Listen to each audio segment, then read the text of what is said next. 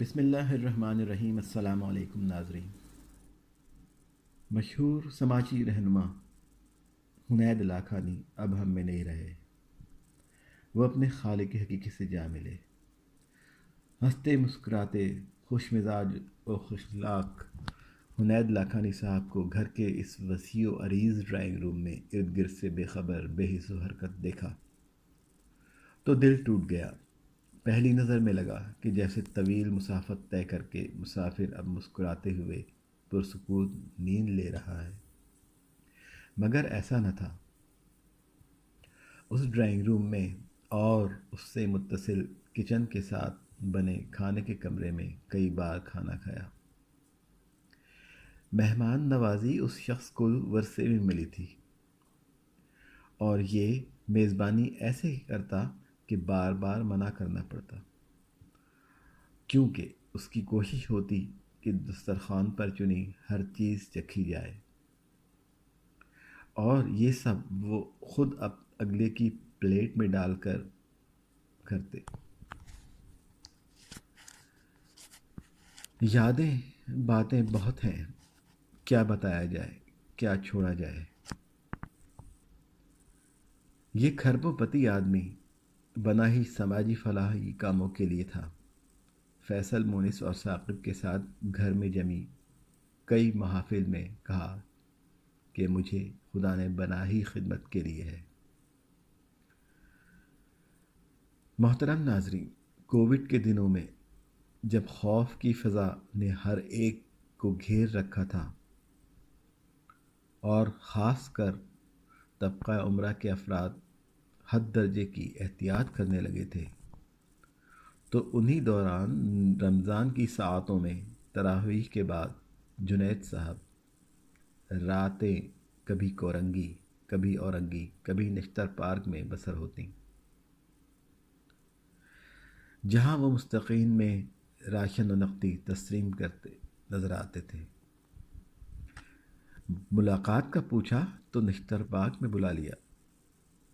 Covid کے دنوں میں بغیر کسی خاص حفاظتی تدابیر کے سینکڑوں لوگوں میں خود امداد تقسیم کرنا، ٹرک سے مزدور کے ساتھ آٹے کی بوریاں اتارنا، یہ سب عام دنوں میں تو ممکن ہے، مگر کووڈ کے دن یاد کیجیے کہ کیسے تھے،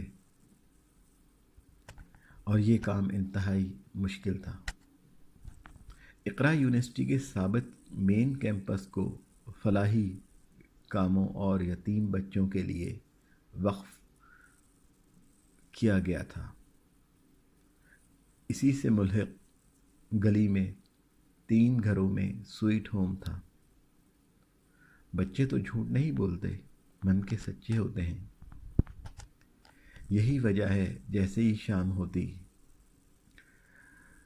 حنید لاکھانی صاحب ساری سرگرمیاں ترک کر کے سبزہ زار پہنچتے، جہاں کرکٹ، بیڈمنٹن، فٹ بال سمیت مختلف کھیل کھیلے جاتے تھے، مگر دل کو موہ لینے والا وہ لمحہ ہوتا جب بچے حنید صاحب کو دیکھتے ہی ان کی طرف لپکتے اور یوں چمٹتے جیسے وہ انہی کا باپ ہو۔ اور سچ تو یہ ہے کہ یتیم تو وہ آج ہوئے ہیں۔ وہ سارے بچے جمع ہو کر نہایت معصوم شکایتیں کرتے۔ کسی کا جوتا تنگ کر رہا ہوتا، کسی کی فراق چھوٹی ہوتی، کوئی چاہتا کہ وہ انہی کے ساتھ کھیلیں، کوئی آئس کریم کھانا چاہتا تھا، اور یہ ساری خواہشات پوری ہوتیں۔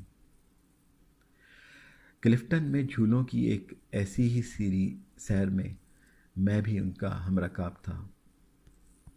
بچوں کا والہانہ پن اور ان کی شفقت دیکھ کر رشک آتا۔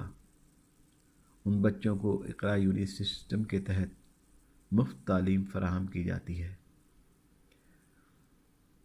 بچوں کے پاس جدید گیجٹس ہیں۔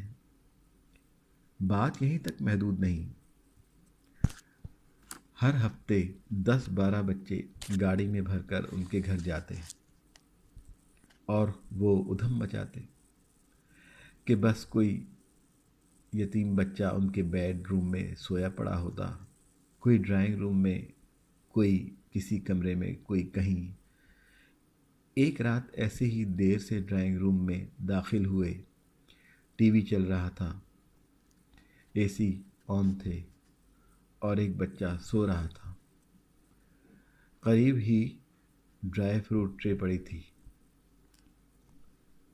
بچوں کی آمد گھر کی کسی نہ کسی قیمتی چیز کے نقصان سے مکمل ہوتی، مگر یہ سلسلہ پھر بھی نہ تھمتا۔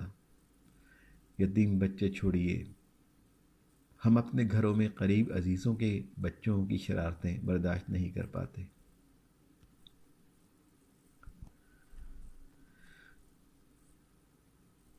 جب ملاقات ہوتی بہت تفصیل سے سنتے،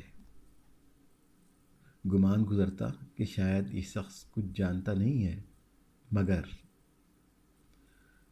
ہارورڈ یونیورسٹی سے کے فارغ التحصیل اس شخص کو جب کبھی کسی موضوع پہ بولتے دیکھا تو حیرانی ہوتی۔ مختلف خطوں میں جاری تنازعات میں کردار ادا کرنے والے اقوام متحدہ کے ایک سابق سیکرٹری جنرل، جن کا نام یاد نہیں رہا، کے بارے میں بتایا کہ تنازعات کے حل میں عالمی طاقتوں کے مفادات کا کیسے تحفظ کیا جاتا ہے کی بابت تفصیل سے انہوں نے یونیورسٹی میں لیکچر دیے۔ مال و دولت ان پہ ہن کر برسا ہے، پیسوں کی انہیں کمی نہیں تھی، مگر اس کے باوجود تکبر نام کو نہ تھا۔ عاجزی اور خوش مزاجی شخصیت کا لازمی حصہ تھی۔ نمازوں کی پابندی کرتے، مسلکی معاملات میں نہایت وسیع النظر تھے۔ سیلانی اور بیت السلام ٹرسٹ کو کھل کر فنڈز دیا کرتے تھے۔ شام اور ترکی کی سرحد بیت السلام کے قائم کردہ مکاتب اور کیمپس میں بسے شامی مہاجرین کی کھل کر نصرت کی۔ سیلانی فلاحی تنظیم کے ساتھ کراچی سمیت سندھ بھر میں امدادی سرگرمیاں کرتے۔ سیلانی تنظیم کے بشیر فاروقی ہوں، طارق جمیل یا بیت السلام کے ٹرسٹ کے مولانا عبدالستار، ان سب سے بہت ہی شاندار تعلق تھا۔ جے ٹی سی کو بھی خوب چندے دیے۔ ڈینگی کے جس مرض میں مبتلا ہو کر انتقال ہوا، وہ بھی ہفتہ بھر پہلے سیلاب زدہ علاقوں میں مچھر کے کاٹنے سے ہی ہوا۔ خرابی طبیعت کے بعد ساؤتھ سٹی ہاسپٹل میں داخل بھی ہوئے، مگر دیکھتے ہی دیکھتے ایک صحت مند انسان موت کے منہ میں چلا گیا۔ ہمارے معاشرے کا ایک المیہ ہے کہ ہم انسان کو فرشتہ سمجھتے ہیں یا پھر شیطان۔ درمیانی راہ کہیں نہیں چھوڑتے۔ سو بطور انسان اور ایک سرمایہ دار کے ان میں خامیاں بھی ہو سکتی ہیں۔ کاروباری افراد جہاں اچھا کرتے ہیں وہاں برا ہونا بھی ممکن ہے۔ اگر ایسا نہ ہو تو پھر انسان اور فرشتہ میں کوئی فرق نہ ہوتا۔ مگر جس حنید لاکھانی کو میں جانتا ہوں، وہ نیک خدا ترس، بااخلاق اور انسانوں کی مدد کرنے والا انسان تھا۔ خدا اس کی روح کو اطمینان بخشے اور نفس مطمئنہ کی طرح ابدی جنتوں کا مکین بنائے۔ اس شخص کی موجودگی معاشرے کے لیے نہایت خیر کا سبب تھی۔ خدا کے فیصلے خدا ہی جانے کہ کس مصلحت کے تحت اپنے بندے کو بلایا۔